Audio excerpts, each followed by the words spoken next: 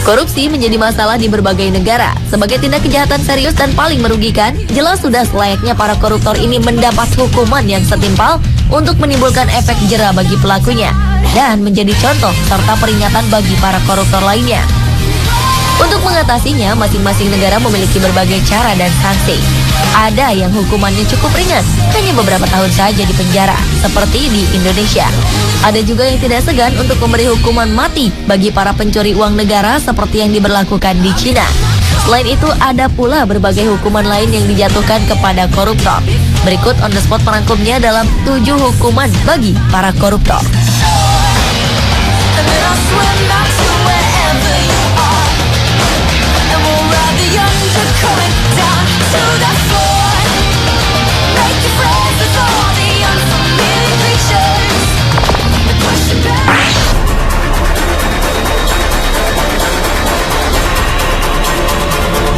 Ulah demonstran Ukraina ini menjadi perhatian dunia.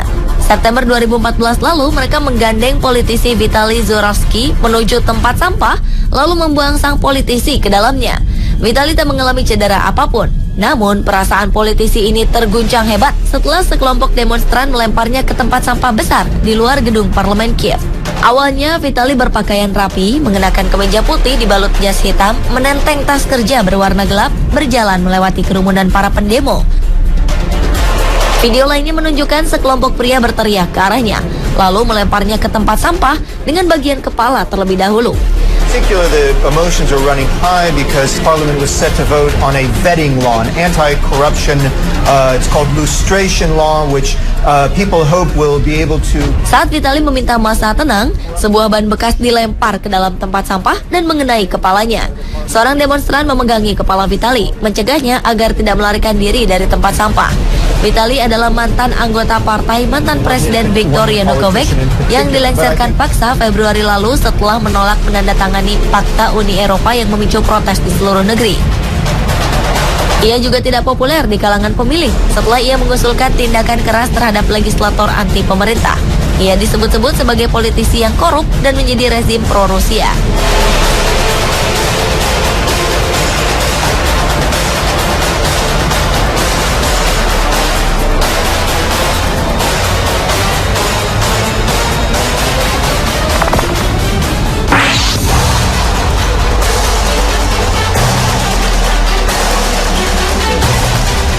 Paus Fransiskus mengeluarkan peringatan keras kepada para koruptor.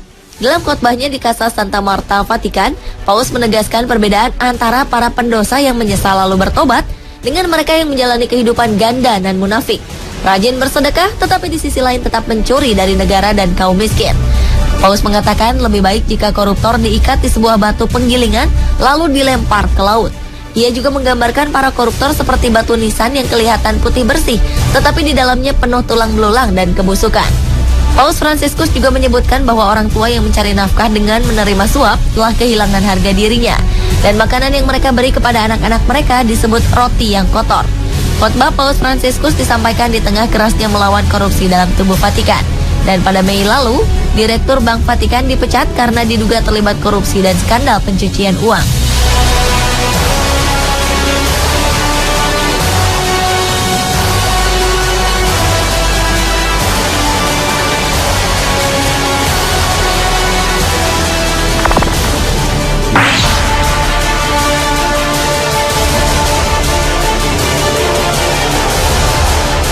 Lebih dari 900 orang termasuk para pejabat tinggi Malaysia yang dihukum karena kasus korupsi telah dicantumkan pada situs pemerintah.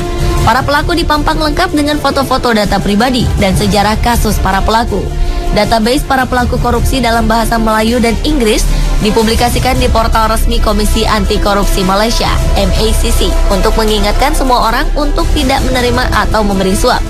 Profil para pelaku korupsi dan suap ini mulai dibuat pada 1 Januari 2010 dan terus diperbaharui setiap 3 tahun sekali.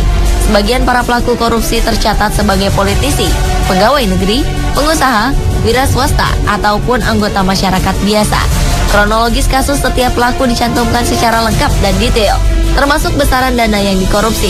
Beberapa pelaku mengeluh bahwa database mereka yang disebarluaskan ke publik telah mempermalukan mereka. Namun pemerintah menegaskan bahwa masyarakat harus dididik akan seberapa seriusnya pelanggaran korupsi. Kira-kira seberapa panjang ya daftar pelaku korupsi di Indonesia jika dipampangkan seperti ini?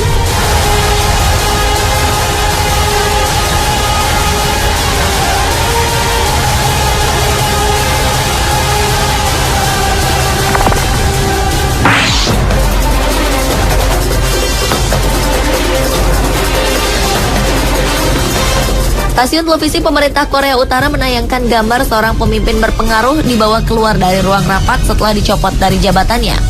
Jang Song-taek, paman dari pemimpin Kim Jong-un, dibawa oleh pengawal berseragam dari rapat. Kantor berita resmi Korea Utara menyebutkan Jang dicopot dari jabatannya karena melakukan tindakan kriminal termasuk korupsi. Langkah mempermalukan pejabat yang dipecat di depan umum baru kali ini terjadi di Korea Utara. Berita tentang pencopotan Jang ini pertama kali dilansir oleh media Korea Selatan. 2 pembantu dekat Jang dilaporkan sudah dieksekusi karena korupsi. Jang yang menikah dengan kakak Kim Jong-il sempat dilihat oleh pengamat memiliki pengaruh politik yang kuat di belakang layar. Ia memegang jabatan kunci di Partai Komunis serta Komisi Pertahanan Nasional, dan pengaruhnya semakin meningkat setelah Kim Jong-un berkuasa.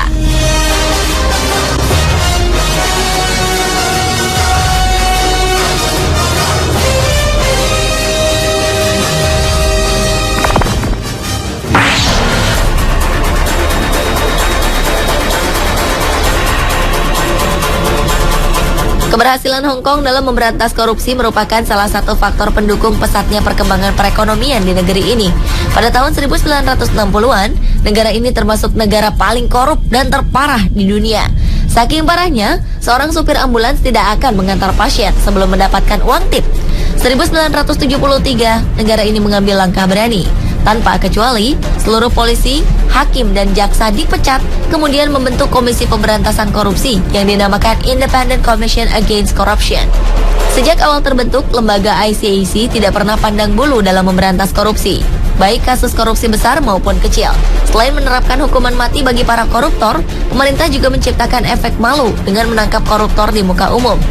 Wow, apakah bangsa kita perlu melakukan hal yang sama untuk bisa benar-benar bersih dari korupsi?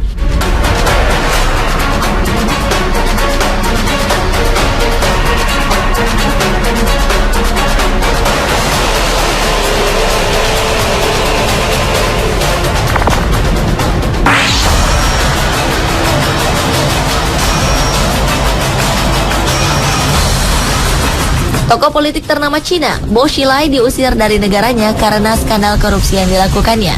Mantan pemimpin Partai Komunis ini dianggap telah mempermalukan seluruh negara dengan tindakannya.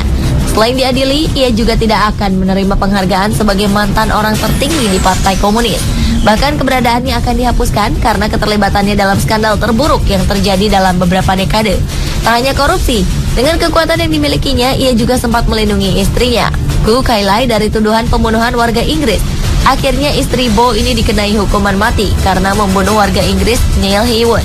Pengusaha asal Inggris ini ditemukan tewas pada November lalu di Chongqing, kota yang dipimpin oleh Bo. Kasus ini terungkap lewat salah satu pegawai Bo yang membeberkan semuanya.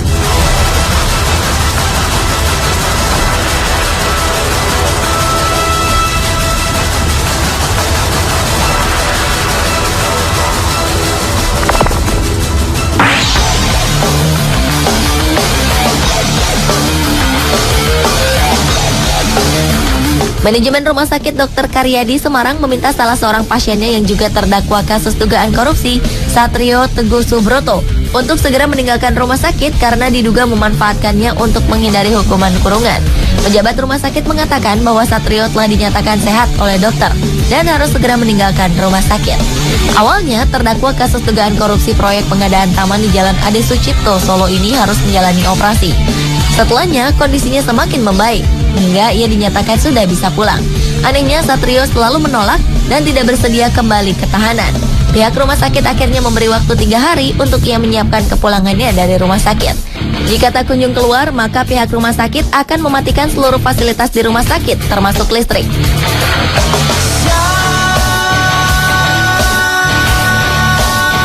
Pemirsa, itulah 7 hukuman bagi para koruptor versi On The Spot.